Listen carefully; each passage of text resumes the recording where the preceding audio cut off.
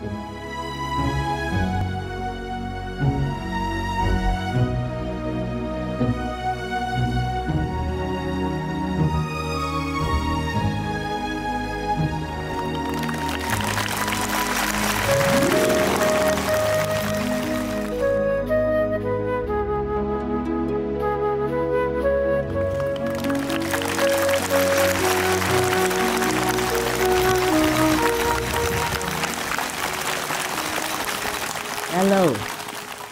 How are you doing? Good? Yes. Are you ready to be ascetic? No. Last night, I went to have a little meeting with the God, and they told me, we should go kitchen.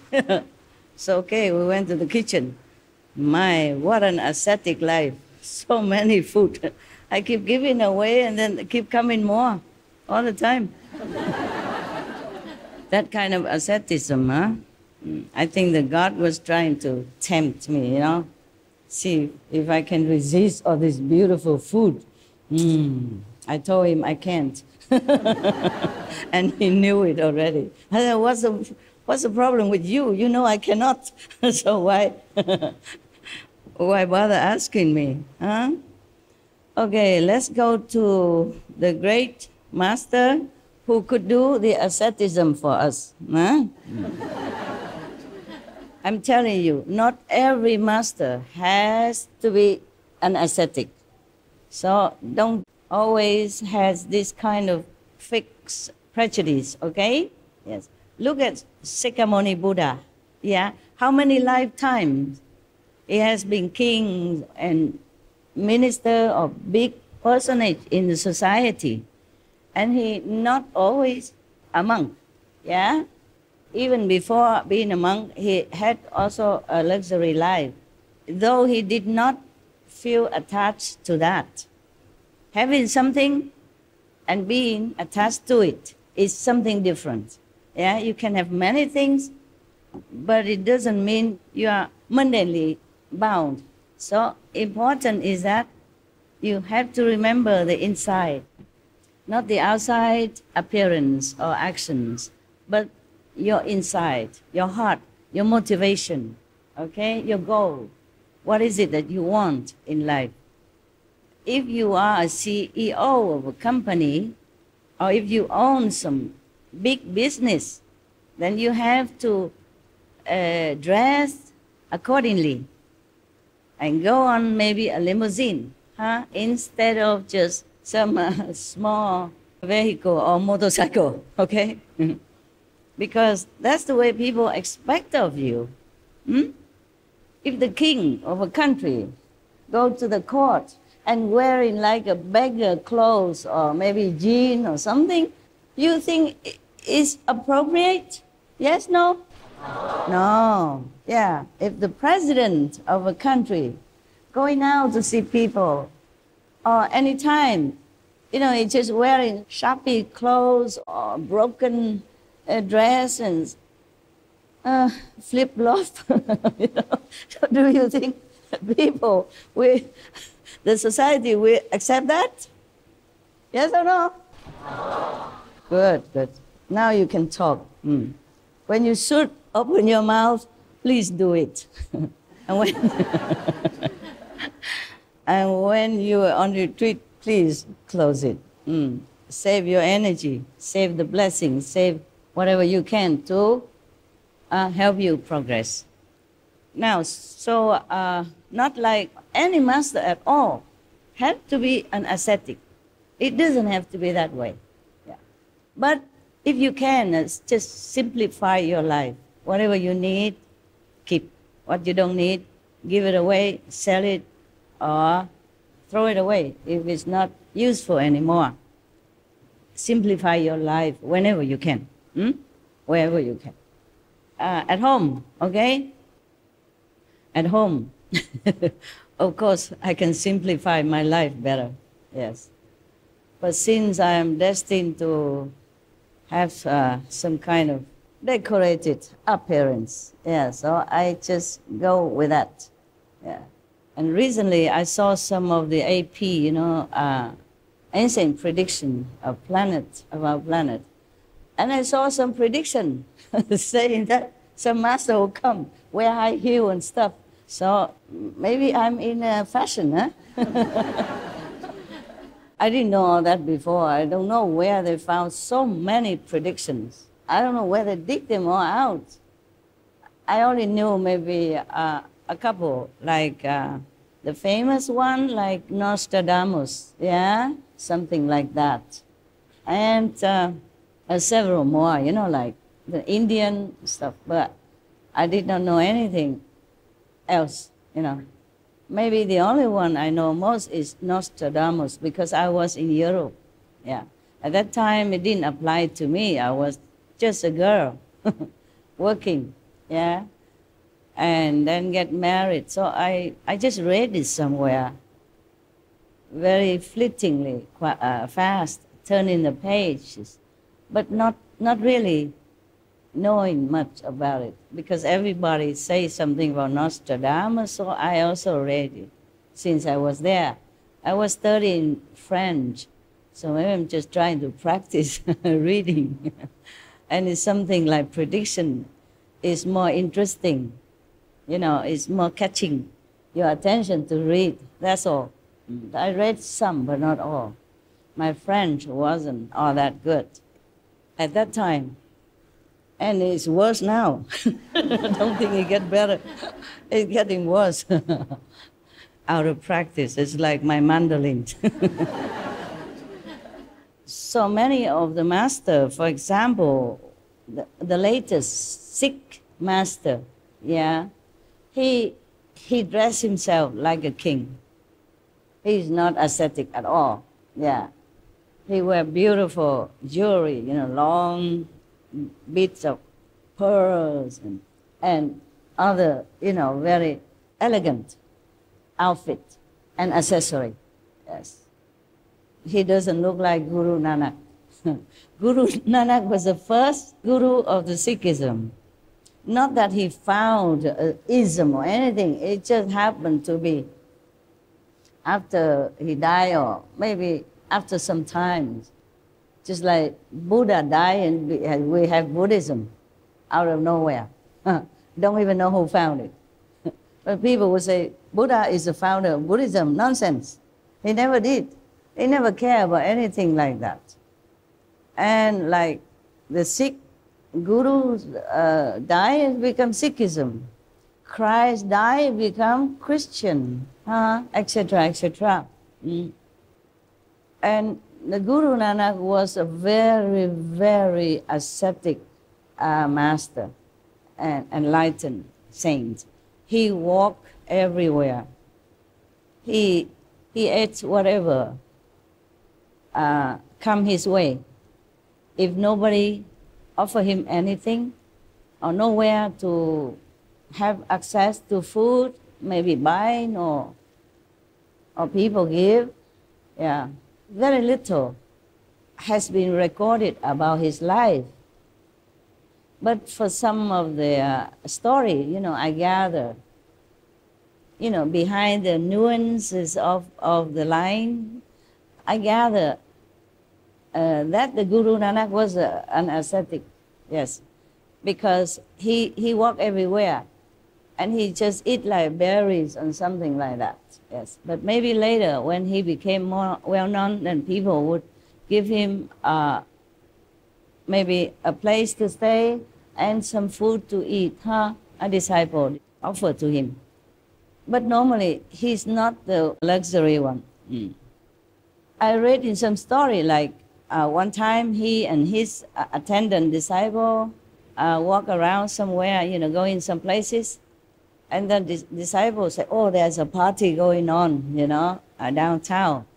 I should go and get some food and all that. But the Guru Nanak did not care, you know. He just get some berries in the forest and eat them. Thus I knew that he wasn't all for fame and glory or anything like that. But the 10th, the latest guru of the Sikh, he dresses like a prince and a king. Very beautiful, very luxurious, yes, and very dignified, just like a royalty, you know.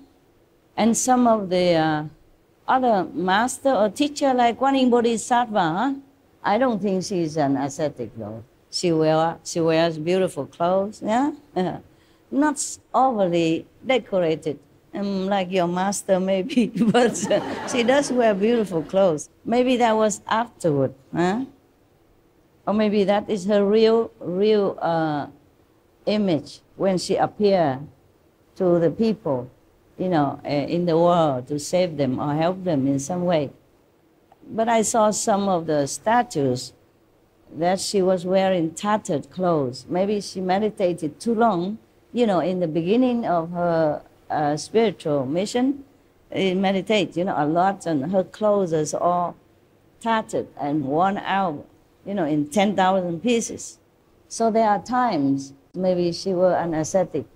And later, maybe she became more known, then the disciple would offer more clothes and a little bit more luxurious type of apparel. Now, so do not look at people from the outside image and judge the inside. Just like some kind of precious stone is hidden inside rough-looking, ugly rock, yeah? And when you cut it in half, like many, they show them in jewelry shop or a museum. When it cut in half, inside is hollow, and inside a lot of jewelry inside, you know, shining. It's like that. Our body, no matter how it looks, it's just an outside garment. It's not our real self. When we hear something, it is our hearing nature, our inborn hearing power that hears it. And then we get used to it. We think it's the ears are hearing it. And when we see something, it is our seeing nature that sees it. And we keep being used to it, so we thought it's our eyes that is seeing things. The one that sees is not the one that you see. The one that hears is not the one that you look at. But we are so used to with the outside appearance, as well as so used to it thinking, using all these our faculties that we think this is we. That's why the Kuan Yin method teach you to return to the true hearer and the true seers. That is what the Buddha said. Turn your hearing inward. Turn your seeing backward. Then you will see the Buddha nature. Well, I don't repeat exactly word by word, but you know he talked like that. The same with his disciples around him, like Manjushri or Kuan Yin Bodhisattva. The name Kuan Yin or Avalokitesvara, Sanskrit name, you know. Her name meaning contemplating on the sound of the universe, of the creation actually. But some of the translators put it like she contemplates the sounds of the world, not our word and things that she contemplating. Because that doesn't need Kuan Yin Bodhisattva to do. We hear all the time, every day, right? Can you hear something? Yeah. We don't need Avalokitesvara to tell us listening to this and that. Huh? So she also means that turn your hearing inward. Again, return to your hearing source. Return to the owner of this body.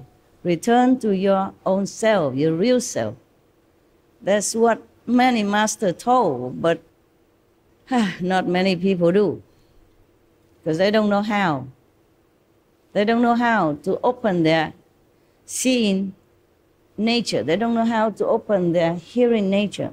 That's why since times immemorial, many monks and non-ascetic, they practice all kind of asceticism just to get there. Because I think, forsaking everything, detach yourself from the whole world, then you will get the Buddha nature. It's not like that. It's not that easy. The Buddhas or Christ, nature is not like a business that you can exchange it for something or buy it with some sum of money or jewelry. No, it's something priceless, precious. We must find it by a very special, precious way. How many ascetics, renunciates people has been forsaking everything, wife, kids, kingdom, wealth, even don't eat or eat only very sparingly or once a day and don't get nothing.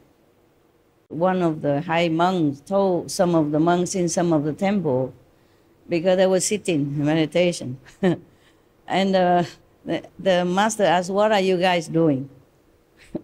Say, "We are trying to meditate to get enlightenment." So the Zen monk, he take a piece of stone or brick, and he keep filing it on the floor. And the monks ask him, "What are you doing?" He said, "I'm trying to make a mirror out of this stone." And the monk say, "How can you make a mirror out of this rough and useless stone?" And the monk say, "How can you get enlightenment sitting there, idling, for nothing, useless? You can sit until thousands of years, and all the world come and go, and things are reborn and destroyed. You will never get anything if you don't get it right."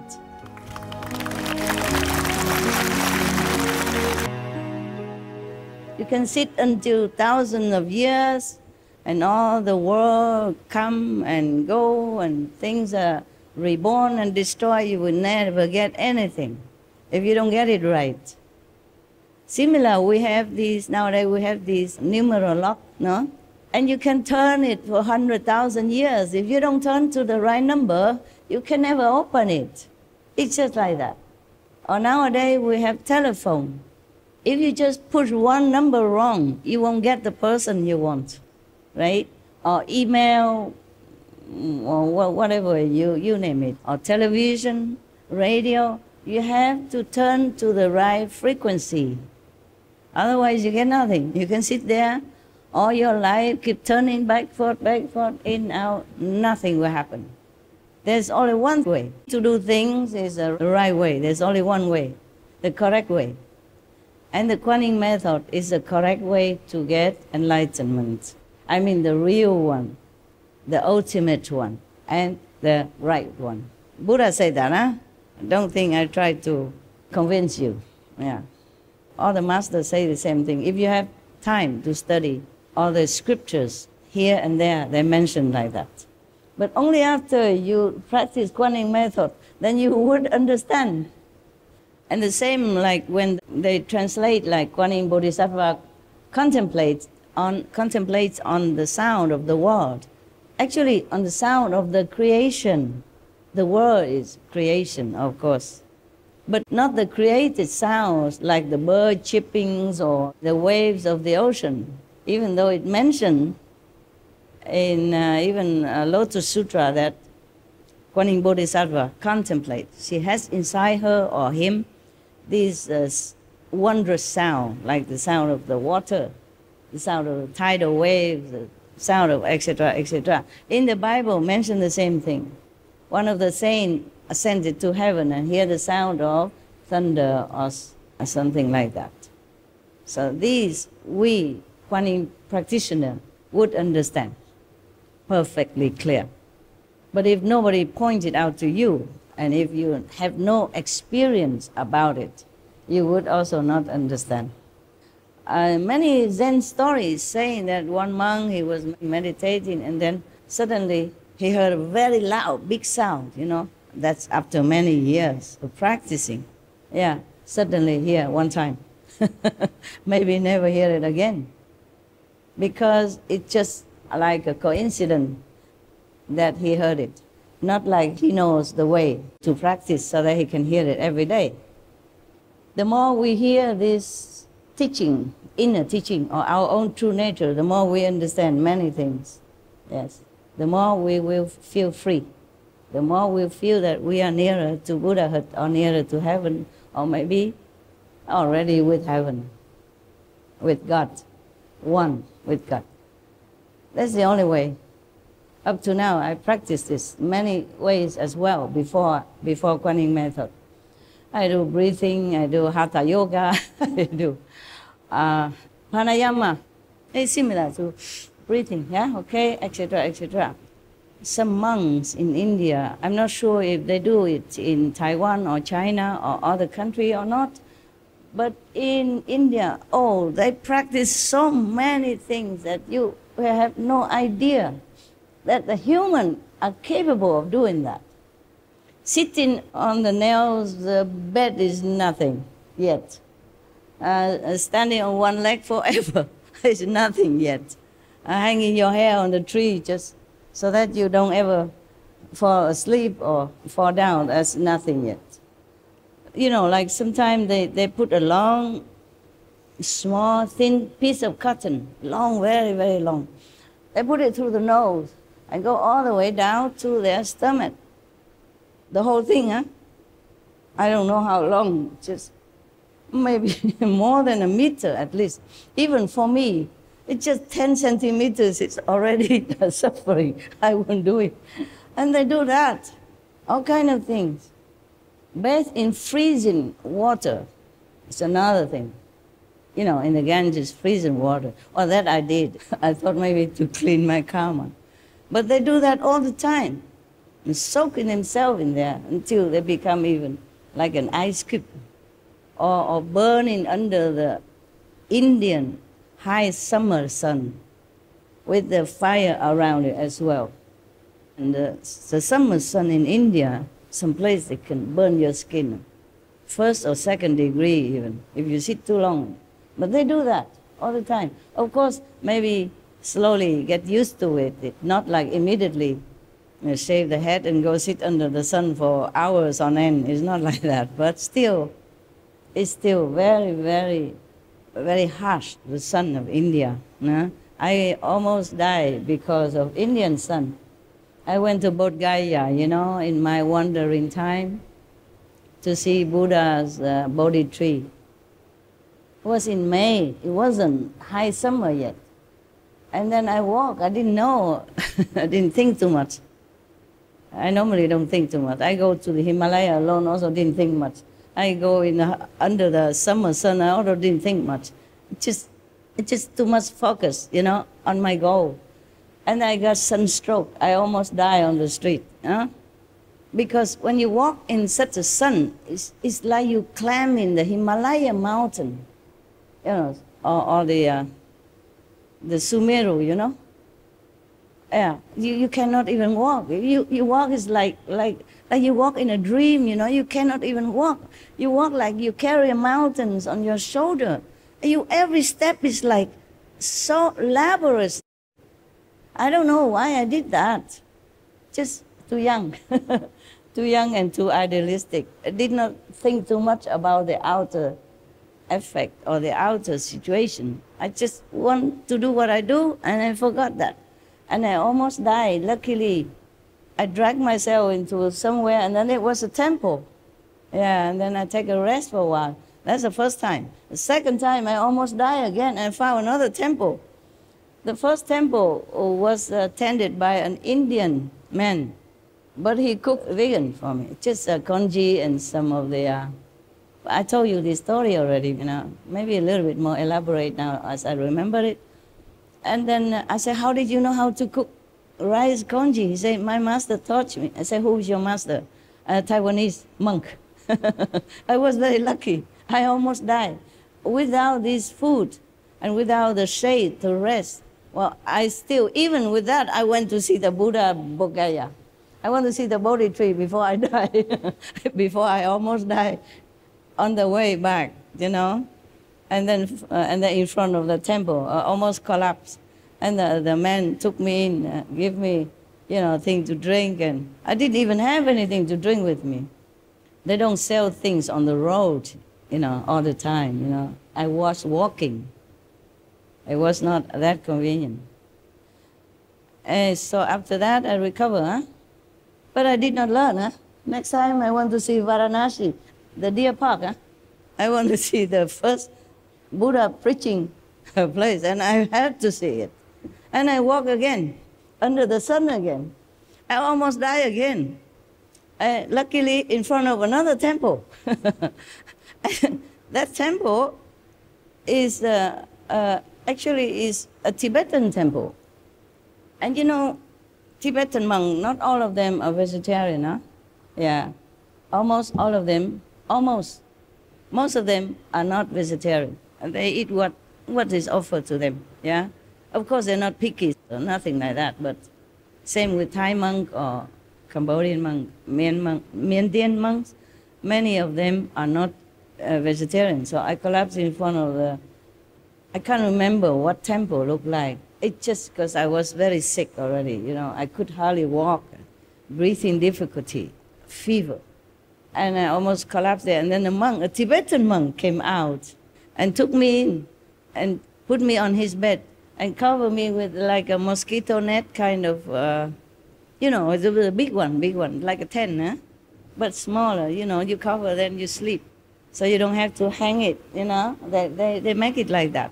Similar to some people, they make like a mosquito net, but smaller, like a half round, and then they cover the food, you know, in summer. So the insects don't spoil it, okay? Similar like that, but bigger. Enough for me. He covered me from head to toe. And he let me stay there, and he said, oh my God, fever, fever.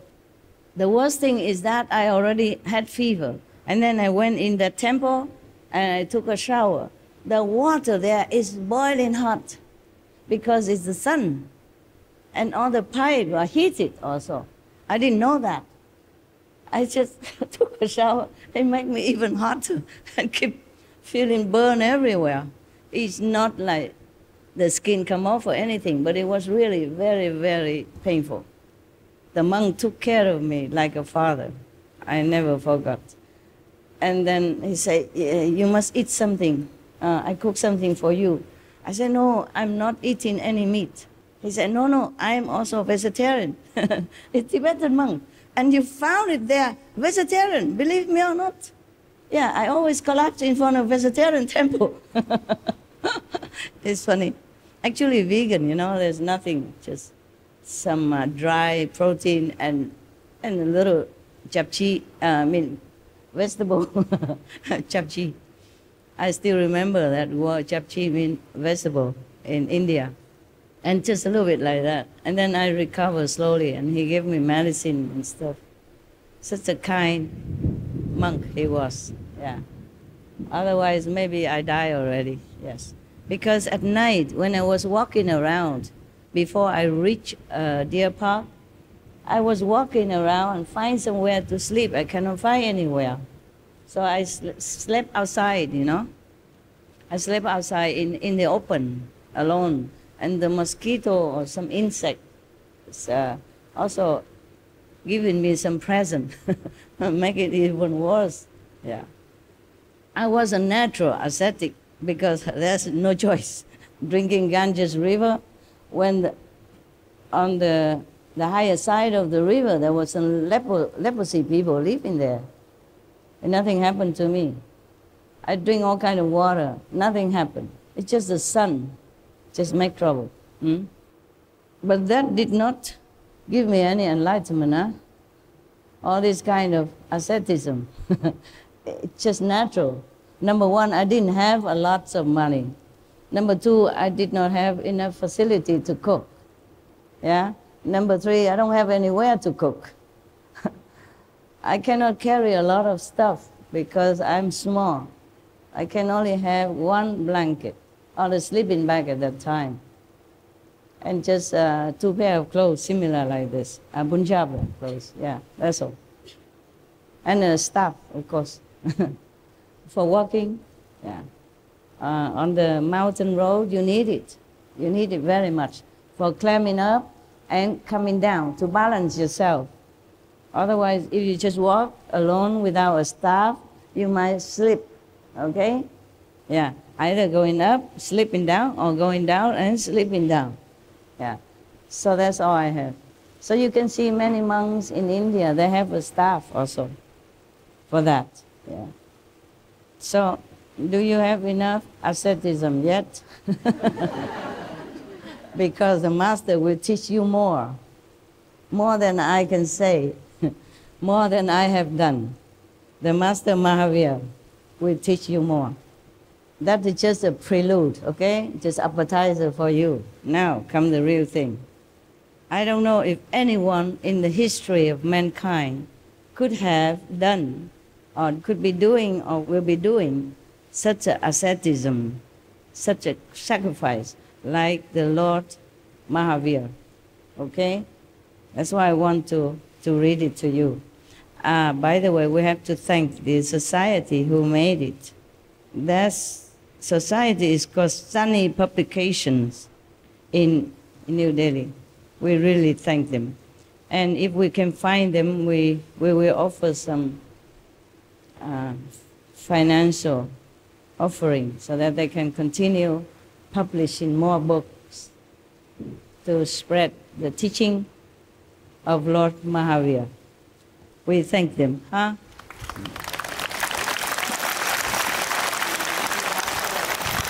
And may God bless them limitlessly. Okay, now it is the great renunciation. It was the 10th day of the dark fortnight of the month of Marxist Sanskrit. I don't know a lot of Sanskrit, okay? Don't blame me. I went there for enlightenment. I didn't went there for Sanskrit. I did learn some, but you know, you learn here and you return it in India, throw it in the Ganges River already. If it wasn't for you, I don't even need to read anything anymore. It's just like a kindergarten teacher, you know, she already over it, she has to read everything. She has children's story book and stuff for her students. Prince Vardhaman had observed a ritual fast for 2 days. A palanquin named Chandraprabha was prepared for his great renunciation. Sometime in the afternoon, Vardhaman came out of the palace and climbed into the palanquin, you know, small coach, you know, that people carry another person on it now in a long time. Some rich people or royalty, they go on palanquin, they don't walk. Me also, I don't walk with this type of shoes. I walk a little bit. The procession with the palanquin proceeded to Chanatkan Garden in the northeast of Kshatriya Kund. The palanquin was placed near an Ashok tree. Ashok tree has nothing to do with the King Ashok, okay? One of the most ardent devotee of Buddhism, and he was credited of spreading Buddhism everywhere. As Ashok, King Ashok is different. I don't think this tree belonged to King Ashok. It's just the name of it. Fancy a king has a name like a tree. Vardhaman got down from the palanquin. Thousands of eyes were staring at the prince. His golden body was adorned with a beautiful dress and scintillating ornaments. The next moment, he had removed all the ornaments and his dress as well. Nothing left on his body anymore. The only cover on his body was a piece of cloth resting on his shoulders and provided by Indra. Indra offered him this dress. The god Indra, the rain god, the one that is making something drop in on our roof right now. The water drops. Thank you. Before he renounced his royalty style of life, he went on fasting for 2 days. That was a ritual, you know, to cleanse yourself, purify your soul, body, and mind before you became a monk. Huh? Did you try? Any of you try 2 days, 3 days fasting? Yes. Yeah, the monks okay, but you, how many days? How many days? 2 days. The second day is the worst. If you continue, you can do it for a longer time. The first day is not too bad. Your will is still strong. Your determination is unstoppable. The second day, this is the worst part. I talk from my experience, yeah?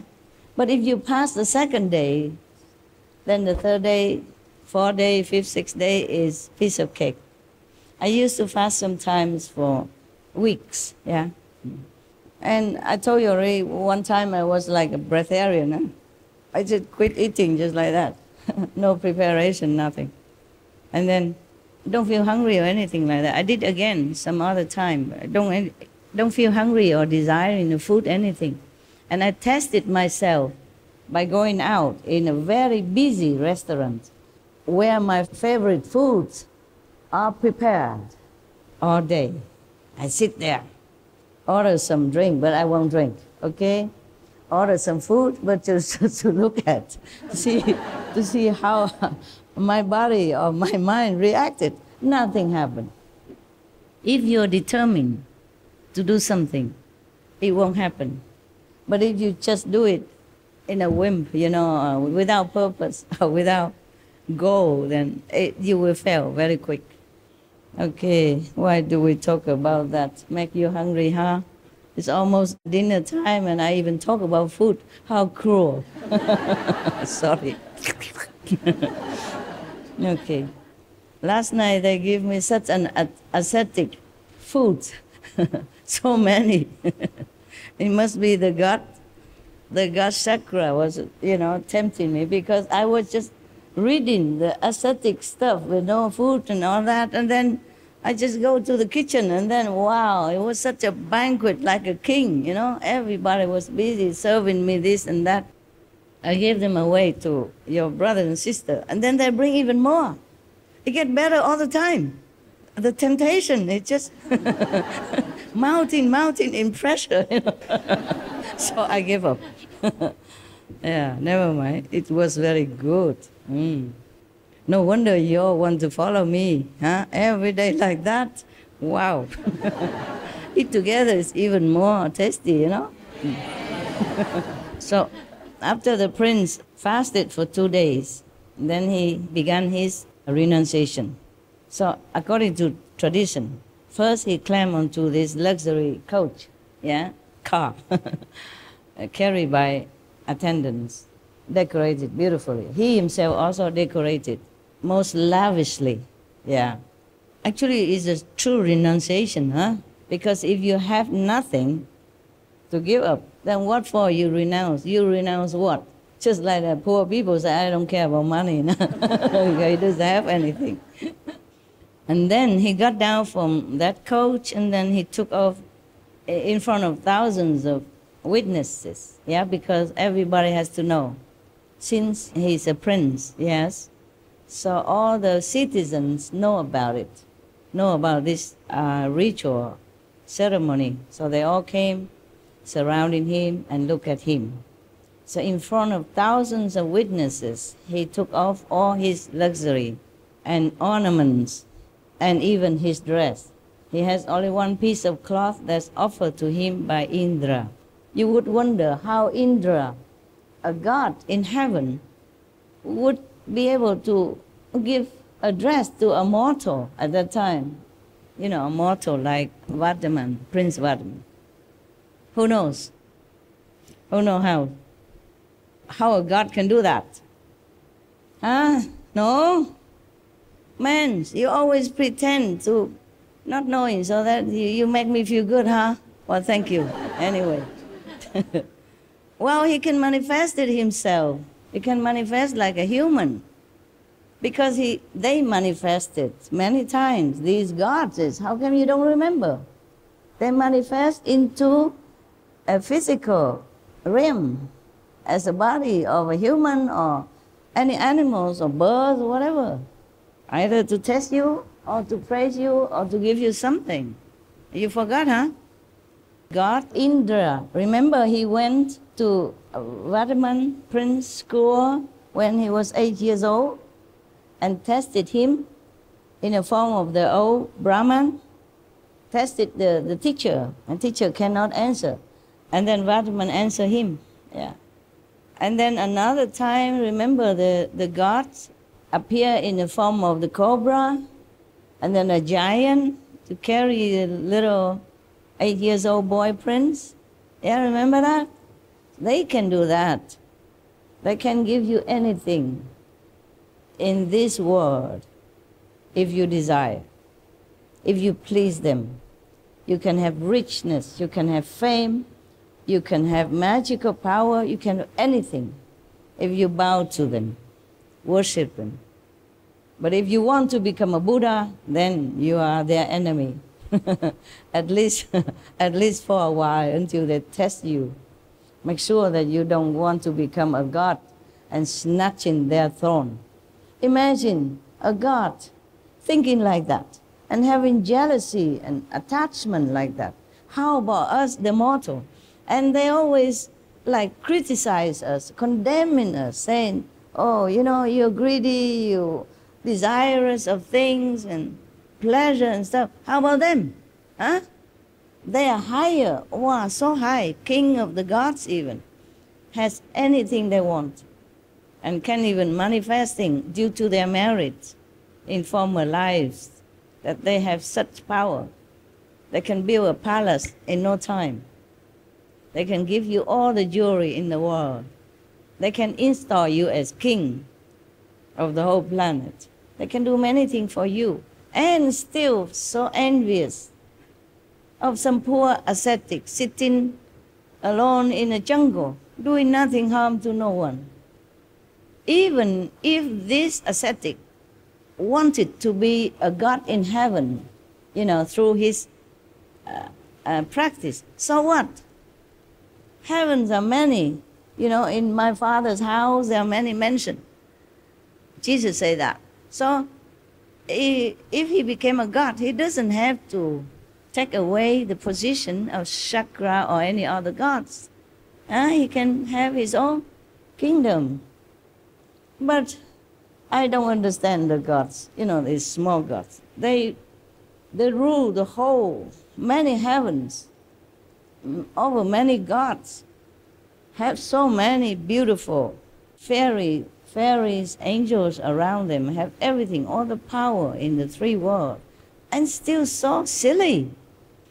We would think heavens, these kind of lower heavens, of course, not the original heaven, okay? Not the higher heaven like the fifth heaven or the fourth level heaven or above the fifth, different. But still, being a god, you should think they behave more decent, no? Sorry, the truth hurts sometimes. Yeah, I'm telling you, behave, Yeah, you are God, you are the gods, right? I'm not afraid. I tell the truth. And then they would punish us if we desire something, yeah? Or if we want richness or fame or position in the society, then they will also look down upon us, you know, thinking that we are not a good person. And then they are doing similar things, worse, yeah? Even punish those who they feel are threatening to their position as a god. It's so funny. Many stories I read in Buddhism is similar. Always the god come down, make trouble. You see, up to now, there are a couple of gods came down and bothered Prince Vatiman already when he was only a little kid even. Shame, huh? Shame on you. Well, we forgive you. So now, after removing all the ornaments and dress and leave only the cloth that Indra gave it to him, Indra god came down due to respect and offer him this celestial kind of cloth. It's different, it's shining with light, you know, in all directions. It's brilliant. It's not this one. It's not made of cotton. Even though you say I look beautiful in this, but his dress, even though it's not from royalty, but it's from heaven, you know, it's beautiful. The same with the kashok that offered to the sixth patriarch, Huineng, that was passing down from a long lineage of enlightened master. It has different energy than it's just a normal dress, a normal kashok, mean a monk's robe. That's why after the sixth patriarch got this dress, many people want to kill him for it, want to take it. And they are monks even. Believe it or not, telling you. Some kind of monk. Huh? After he does that, he has only one piece of cloth to cover himself. And then the prince, Vatman, poured out his hair in 5 strong fistfuls. I guess the ritual at that time. You have to pour out your own hair. He should have gone to the Buddha, and then the Buddha would just make it fall off, naturally, or shave it for him. But I guess it's a ritual. He has to do it. It's painful, just to show the pain and the endurance of somebody who wants to be a monk at that time. And he was determined. So he poured his hair in 5 strong fistfuls, the fist of his own hands. Imagine, he's a very strong prince. Huh? He even catch a cobra and throw him away, big cobra. And he punched the giant when he was only 8 years old. Imagine now he's 30 already. Imagine how stronger he has become. And he poured his own hair 5 times to take it all off instead of shaving. And then Indra at that time, present, collected his dress, his ornaments, and hair, and put into a golden vessel. What is Indra doing here? Collecting people's stuff. But they are precious, that's why. Okay? Now, after this, he uttered in his deep resonant voice, Namo Siddhanam, meaning I salute or I bow to the Siddhas, meaning liberated souls, meaning I salute all the masters, or I bow to all the masters, yes. Or the saints, yeah? Same, yeah. Liberated saints. And then the prince took the vow of ascetic life. Now, officially, he has become ascetic. He spoke again. I take the vow of practicing equanimity all through my life and abandon all intentional sinful activities. Thus spoken, Lord Mahavira Swami, accepting the rigorous ascetic vow and resolved, in my ascetic life, I will remain equanimous in all conditions and circumstances, meaning he will be always at peace and tranquil. He will not fight back, or he will not complain, or he will not change, do anything. No matter what happened to him, he will just stay tranquil. That's what it means. He continued, I will tolerate every affliction or predicament caused by man, God, demon, or animal equally, no matter how fearsome it is. As long as I do not attain omniscience, I will continue to tread the fire-paved path of purity with unflinching and firm steps. He vowed like that. A wave of reverence started, and thousands of heads bowed with reverence, and thousands of the throats uttered in unison, Victory be to Shraman Mahavira. This is the name, is the title for a monk now. He's Shraman Mahavira now, okay? Yeah, or Swami, similar. Okay. After the austere vow, the Mahashraman, mean the great Swami, the great monk, they call him now, acquired Manapayavachanan, which allow him to perceive the feelings and thoughts of all beings. He has some psychic power now, yeah. Just like in knowing the thought of others. In Buddhism, also like that. When the monks practice under the Buddha, some of them have this kind of power. Well, many other powers you can have also, if you practice well. Nowadays, more difficult because we are too preoccupied, too contaminated, too short of time, too short of temper, too short of patience, too short of resolve to do things like the old time. So it's okay, Kuan Yin method, slowly, step by step, go home. Yeah. His heart was filled with equanimity and compassion. His face beamed with a spontaneous smile. Why does he feel compassion after he have this power? Because he can feel what the humans or beings around him or in the world feel. You know, their sorrow, their pain, their frustration, their troubles, their helplessness, their suffering. That's why he has compassion for them.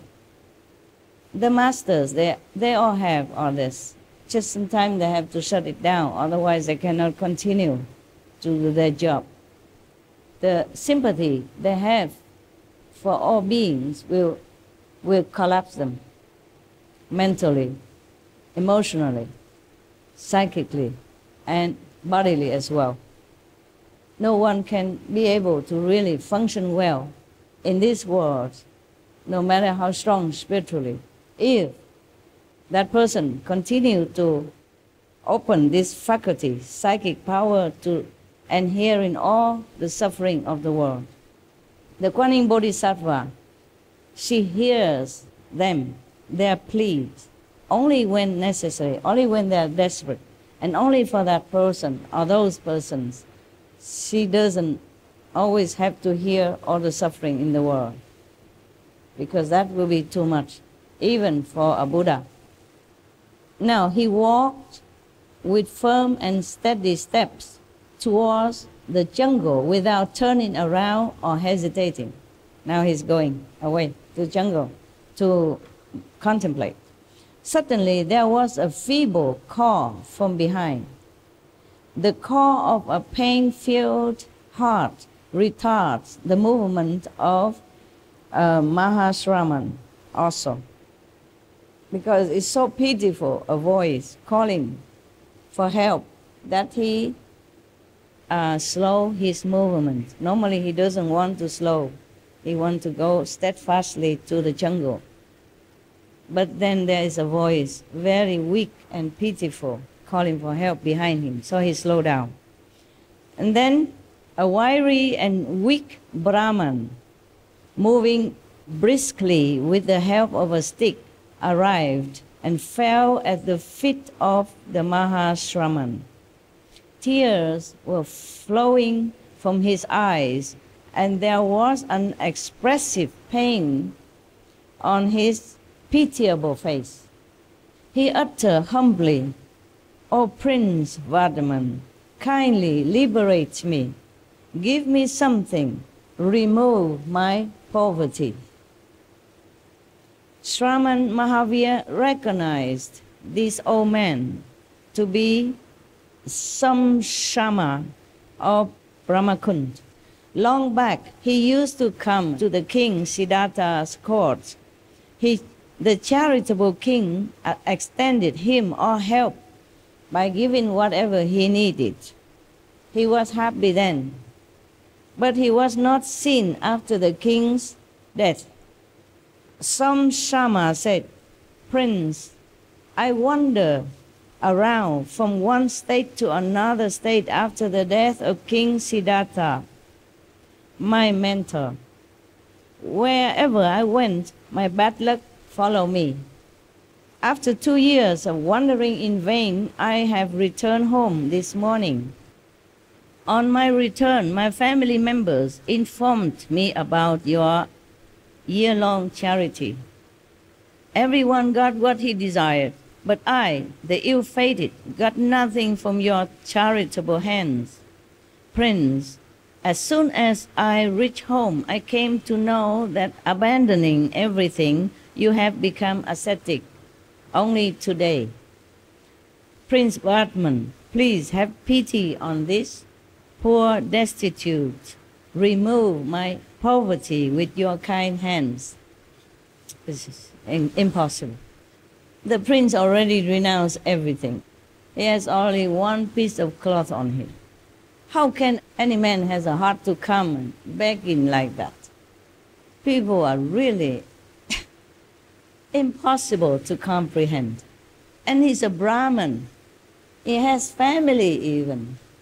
Now, he could do something to earn a living. But it just has to bother people like that. Became a monk already, has nothing at all, and still come and bugging. This kind of people. Brahman is supposed to be the most noble class in India at that time, and still in some area now in India. Supposed to be the most learned, the most noble, the one that you cannot even treat unkindly or slander of any kind. They are revered like high priest, yeah, and behave like that. Imagine. Mahavira was filled with compassion, but today he had nothing more to give.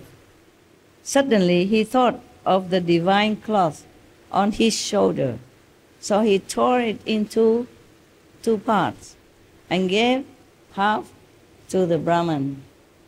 The Brahman was filled with joy. What kind of joy is that? Robbing somebody who is already a monk and who has nothing with him anymore, and still feel joyful. Yeah? Being Brahman and all that. So the Brahman took this piece of cloth to a mender and inquired about its value. The mender said, "Brahman, how did you get this divine cloth? It is just a part of a whole. If you could bring me the other part also, I will mend it back into its original form, and you could sell it for 100,000 gold coins." Oh. The greedy Brahman ran back to Mahavira and followed him everywhere he went. Some Brahman, huh? After about a year, the remaining piece of the divine cloth fell one day from Mahavira's shoulder. Some Shama picked it up, got it mended, and sold it to King Nadivadan for 100,000 gold coins. Now, neglecting his body, the venerable ascetic Mahavira meditated just by himself, in blameless lodgings and wandering, in restraint, kindness, avoidance of sinful influence, chaste life, patience, freedom from passion, and contentment, practicing control, circumspectness, religious postures and acts, walking the path of nirvana and liberation, which is the fruit of good conduct. Living thus, he, with equanimity, bore, endure, sustain, and suffer all calamities arising from divine powers, men and animals, with undisturbed and unafflicted mind, careful of body, speech, and heart. All right. Any question about that? About anything? OK 哈，今天到这里为止。去吃饭的时间，要回家。好东西也不能吃太多 ，OK？ 我也不能念给你们听那么多，2天已经听很多了，以后再说，下个礼拜好吗？如果在的话，再继续念给你们听 ，OK？ 念是还好啦，就怕有时候我多余解释很多东西，从一国跑到另外一国，从一个大师跑到另外一个大师，从一个故事跑到另外一个故事，就时间拉得很长啊，把你们饿坏了，然后巴士跑掉，你们走路回台北、高雄好长啊，走到下个月才能回去 ，OK？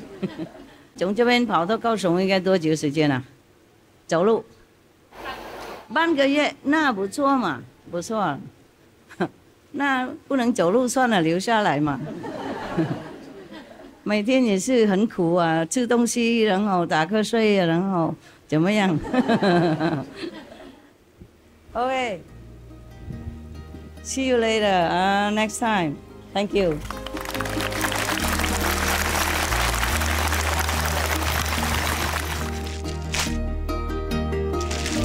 哎，好啦。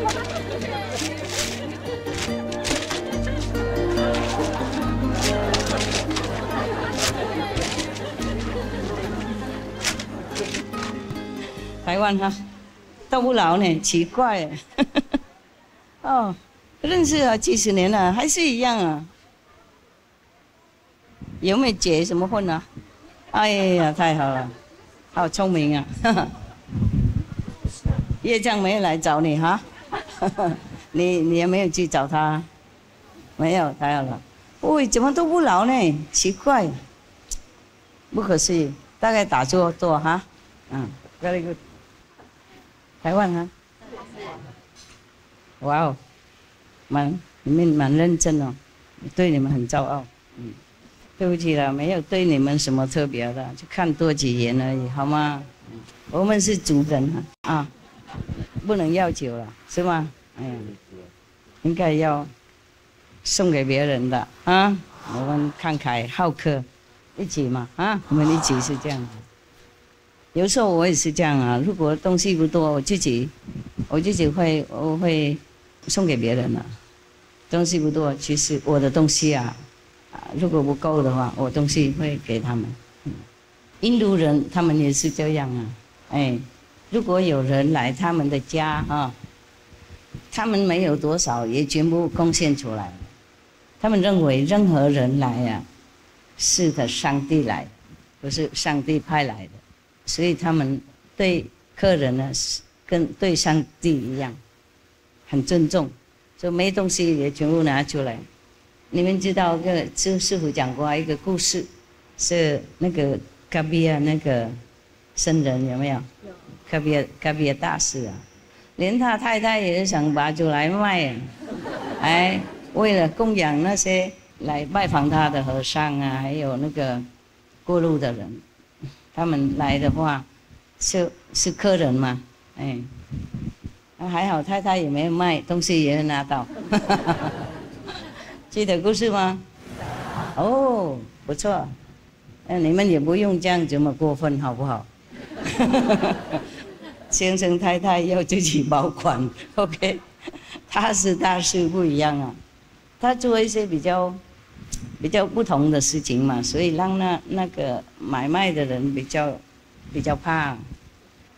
商店那个主人他很喜欢那个嘎比亚的太太，因为嘎比亚太太很漂亮，应该是这样了。然后他常常要他的太太不要，讨厌。然后就那一天嘎比亚派他太太过去那个商店要跟他借一些面粉为了回来要弄chapati嘛，因为刚好那一天很多人来拜访他，大概是徒弟或是牧羊者都有了 ，OK， 或是和尚都有，多数来都是和尚。那些印度的人和尚他们不分别你是在家人出家人，如果他知道你开悟，他就会来拜访你就对了。